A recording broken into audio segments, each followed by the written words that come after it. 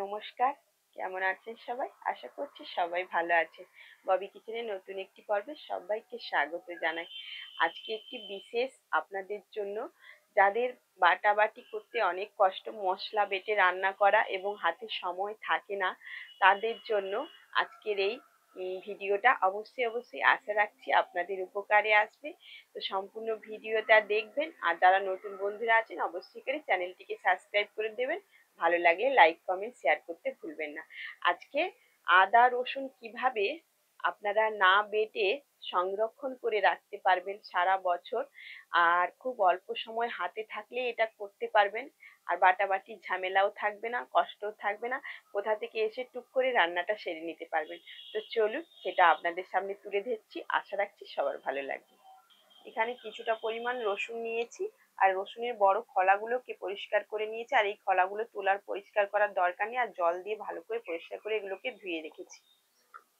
এখানে কিছুটা পরিমাণ আদা নিয়েছি, আদাগুলোকে ধুয়ে পরিষ্কার করে নিয়েছি আগে থেকে। আদাগুলোকে তো ভালো করে ধুয়ে নিয়েছিলাম, ময়লাগুলো ভালো করে ঘষে ঘষে আগে থেকে পরিষ্কার করে রেখেছি। আর তার মধ্যে থেকে ওপর থেকে হালকা হালকা করে একটু ছালটা ছুলে নেব, বেশি ছোলার দরকার নেই। আর ওপর ওপর একটু হালকা করে ছুলে, এরকম করে ছুলে প্রথমে আদাগুলোকে পরিষ্কার করে নেব। আর এখনই কিন্তু, যেহেতু এই চৈত্র বৈশাখ মাসে অনেক কড়া রোদ্দুর, রোদের তাপ, তার মধ্যে কিন্তু আমরা এই শুকনো করা মশলা, শুকনো করা যে কোনো জিনিস শুকনো করা কিন্তু ভালো হয়। অবশ্যই কিন্তু এরকম যদি আমরা বানিয়ে রাখি, খুব সহজে হাতের কাছে অল্প সময়ের মধ্যে কিন্তু রান্না বান্না সেরেও ফেলতে পারবো। আর যারা বিশেষ করে যারা পুরুষ মানুষেরা আছে, যারা মশলা বাটতে অসুবিধা, তাদের জন্য কিন্তু বিশেষ এটা। অবশ্যই এভাবে যদি আমরা বানিয়ে রাখি, বা বাজার থেকে তো অনেক দাম দিয়েই কিনে আনি, তো বাজার থেকে না কিনে যদি ঘরে এরকম সংরক্ষণ করে রাখতে পারি, তাহলে খুব সহজেই আমাদের কাজে আসবে। তো চলুন আদাগুলোকে ভালো করে ছুলে নিই আগে। দেখুন এগুলোকে ছোট ছোট করে আমি কুচি কুচি করে নিয়েছি। আপনারা এর থেকেও আরো ছোট ছোট করে কুচিয়ে নিতে পারেন, তাতে কোনো সমস্যা নেই। একটা বড় মিক্সির জার নিয়েছি, আর এটা এর মধ্যে কিন্তু আমি ঘুরিয়ে নেব, কিন্তু জল দেব না। জল না দিয়ে যতটা বাটা যায় ততটা আমি চেষ্টা করব। আর এটা কিন্তু অবশ্যই করে কাটার আগে পরিষ্কার করে ধুয়ে নেবেন, কাটার পরে কিন্তু ধোবেন না, তাহলে এটা কিন্তু তার সব থেকে ভালো হবে, যাতে না কাটার পরে এতে জল লাগে। জলটা যতটা কম লাগবে ততটাই ভালো। আর এতে কিন্তু আমি একদমও জল দেব না, জল না দিয়েই কিন্তু আমি এটাকে মিক্সি করব, যতটা বাটা যায় দুটোকেই করে নেব। রসুনকেও করব, আদাকেও করব, আমি মিক্সি করে এনে আপনাদেরকে দেখাচ্ছি। যতটা সম্ভব দেখুন, জল না দিয়ে দেখুন রসুনটাকে কিভাবে বেটেছি। একটুও কিন্তু আমি এখানে জল ব্যবহার করিনি। আর এগুলোকে কিন্তু থালায় একটু মিলিয়ে মিলিয়ে দেব। আদাটাও ঠিক একইভাবে আমি একদম দেখুন, বিশেষ একদম মিহি মিহি কিন্তু হয়ে যায়নি, কিন্তু আমি যতটা সম্ভব করেছি জল ছাড়াই, একটুও কিন্তু এখানে জল ব্যবহার করা হয়নি। আপনারাও কিন্তু একটুও জল দেবেন না। এইগুলোকে থালায় করে ভালো করে মিলিয়ে নিয়েছি। আবারও বলছি, এখানে একদম এক ফোঁটাও জল ব্যবহার করবেন না, তাহলে কিন্তু এটা সারা বছর সংগ্রহ করতে পারবেন না কোনো মতেই।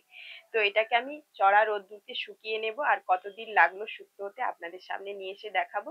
তো তার মধ্যে একটা কিন্তু ওপর থেকে যে কোনো আহ সুতির কাপড় একটা ঢাকা দিয়ে দেবেন, নাকি না হলে কিন্তু ধুলো ময়লা পড়া, বেশি ধুলো ময়লা সবসময় তো বাতাসে ওড়ে আপনারা জানেন, তো সেটা কিন্তু মশলাটা ভালো লাগবে না।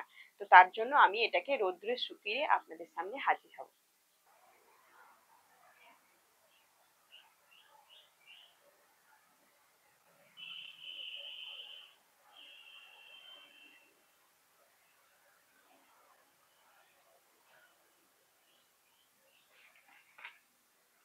বন্ধুরা, আমি কিন্তু এগুলো শুকনো করে নিয়েছি, 2 দিন লেগেছে।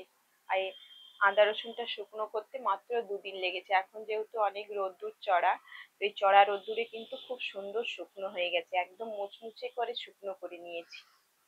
আর এই যে একটা মিক্সির বাটি নিয়েছি, এই মিক্সির বাটি করে এগুলোকে গুঁড়িয়ে নেব।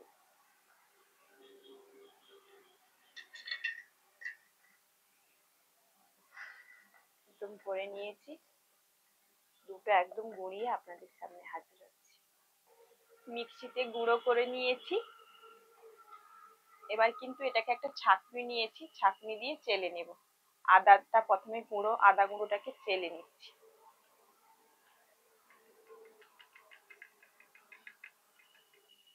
দেখুন কত সুন্দর কিন্তু গুঁড়ো হয়েছে আর একদম ঝুরঝুর করে পড়ছে।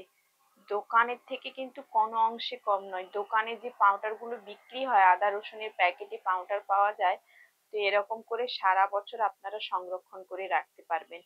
খুব সুন্দর করে কিন্তু শুকনোটা করতে হবে, একদম মিহি করে পাউডার হয়ে গেছে। আর যে কোনো এই আদা গুঁড়োটা কিন্তু চায়েও ব্যবহার করা যেতে পারে। কত সুন্দর দেখুন, আর কি দারুণ একটা সেন্ট বের হচ্ছে, কি দারুণ দেখুন পাউডারটা।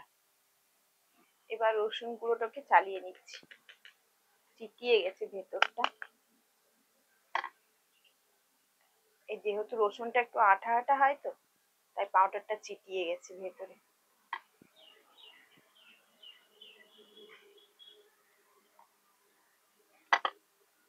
এটা ভালো করে চালিয়ে নেব। এখনো ভিতরে কিছুটা আছে পরিমাণ। তো দেখুন কত সুন্দর একদম চালানো হয়ে যাচ্ছে।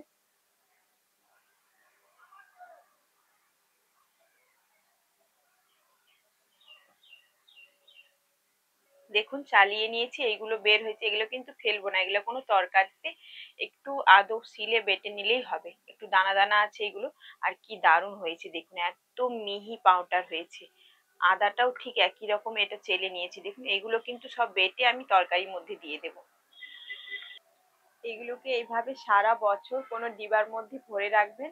দেখবেন যে কোনো তরকারির মধ্যে দিলেই কিন্তু হয় জলে গুলিয়ে দেবেন, না হলে পাউডার হিসাবে ব্যবহার করতে পারেন। অবশ্যই এইভাবে সারা বছর সংগ্রহ করে রাখতে, সংরক্ষণ করে রাখতে পারবেন। আর খুব সুন্দরভাবে বিশেষ করে একটু ভালো করে শুকনো করে নেবেন, তাহলে কিন্তু ফাঙ্গাস আসবে না। না হলে ফাঙ্গাস আসার চান্সটা প্রচুর থাকে যদি ভিজে ভাবটা থাকে।